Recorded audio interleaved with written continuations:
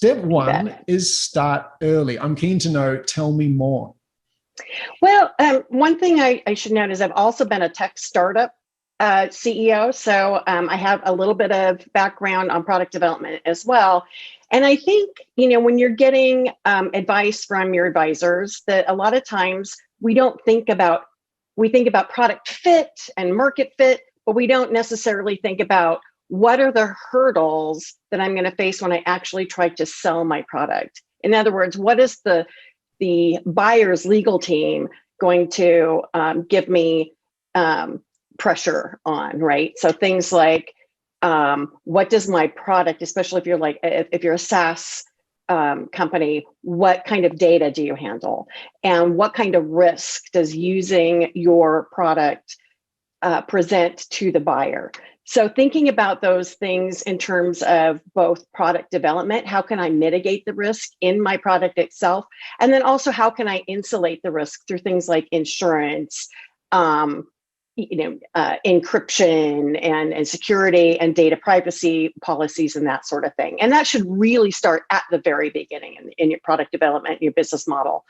That's really interesting. When you put it like that, it's essentially part of the feature design process. And I don't think I've ever come across anybody thinking about it like that, which makes total sense. In particular, as you're thinking about the ideal customer profile, who you're segmenting, they've got a whole bunch of different expectations, right? If you're thinking about mitigating risk for enterprise, then, SOC 2 compliance and all that other stuff that maybe the smaller companies don't think about, they're just not part of the equation. Right. Yeah. And SOC 2 compliance in particular, I do think you'll see enterprise customers know that that's a really expensive and long process, and probably a very heavy lift for an early stage company. And so they're going to be willing to kind of pass on that, but they're going to want to know that it's on the map somewhere in the future.